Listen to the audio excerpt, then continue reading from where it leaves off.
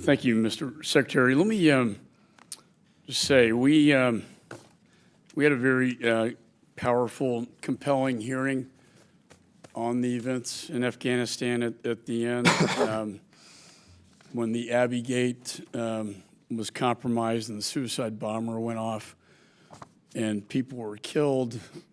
And I think the American people deserve answers, and they want people to be held accountable for that.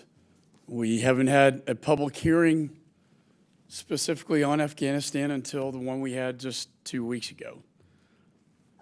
And we heard testimony that, quite frankly, I was not even aware of, that the suicide bomber was, that we had him in our sights. The sniper had him, and he could have been taken out, and the threat could have been eliminated, and lives could have been saved. This is why we've asked you for documents. And so I want to go through the document requests we've made. On January 12th, I sent you this letter requesting documents related to the Afghanistan withdrawal. We did not get that, at that time, did not get that production. So on January 30th, we requested 3 specific items to be delivered February 7th. Most importantly, the dissent cable. As you know, 23 of our State Department officials at the embassy in Kabul took the extraordinary measure to raise their dissent to the policy, sir, that you and your administration were effectuating. I think the American people need to see this.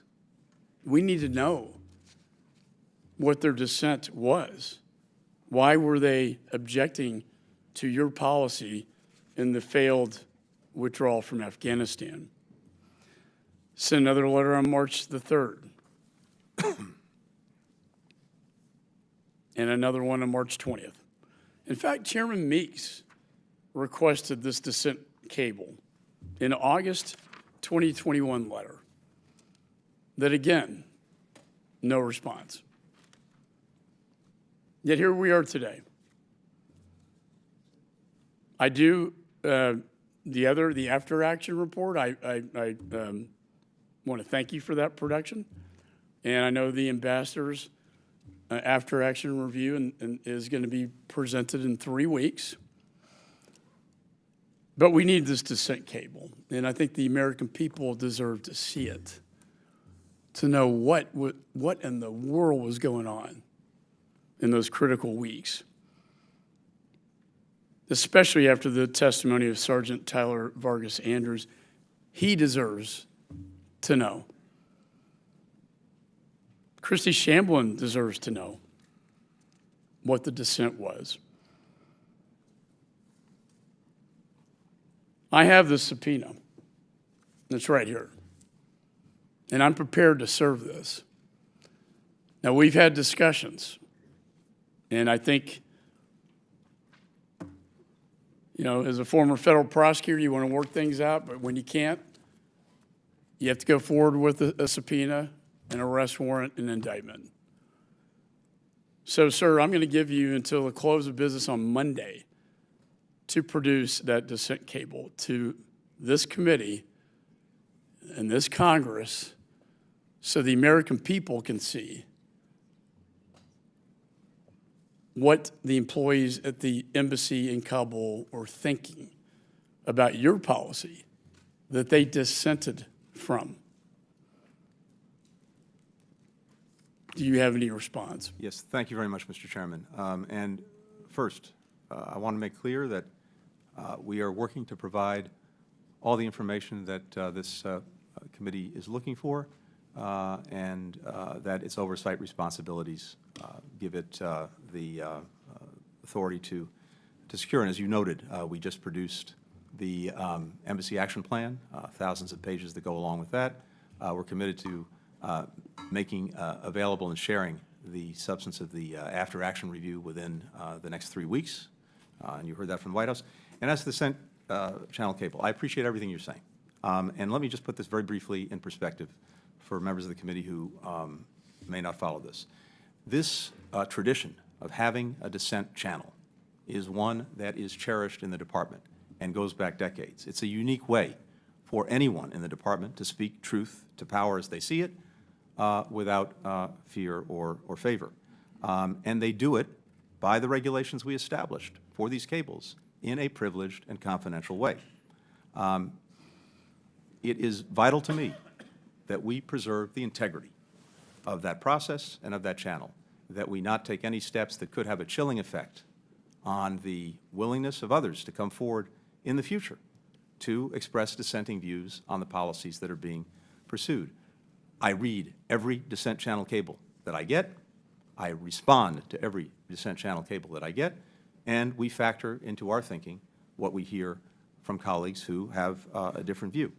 By our regulations, these cables may only be shared with senior officials in the department. And again, that's to protect the integrity of the process, to make sure we don't have a chilling effect on those who might want to come forward, knowing that they will have their identities protected and that they can do so, again, without fear or favor. Having said that, I very much understand and appreciate that there's a real interest in the substance of that particular cable by this committee.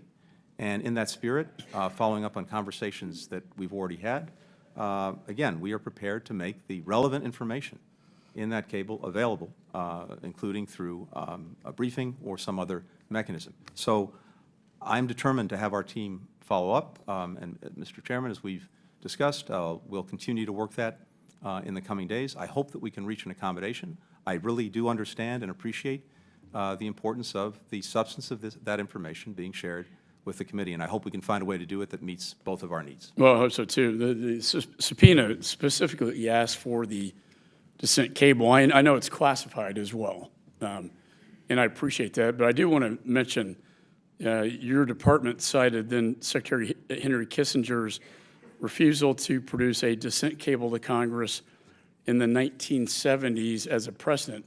I would argue you do not have an executive privilege on this cable. And then we reached out to the author of that dissent cable, Ambassador Tom Boyett, earlier this week. He said the reason that Henry Kissinger refused to release the cable was because it was so damaging, so damning.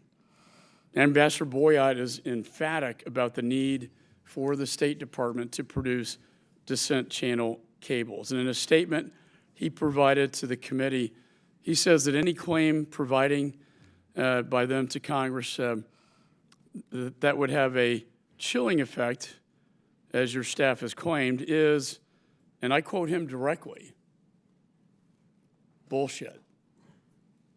Not my words, it's the ambassador. He writes, quote, congressional oversight enhances executive responsibility and enables us to learn from the inevitable mistakes, end of quote. So I believe this committee and the American people, after what happened, for God's sakes, after what happened in that dreadful August, need to see this cable. And, sir, we need you to respond. And if you fail, I am prepared to serve you with a subpoena. With that, I yield to the ranking member.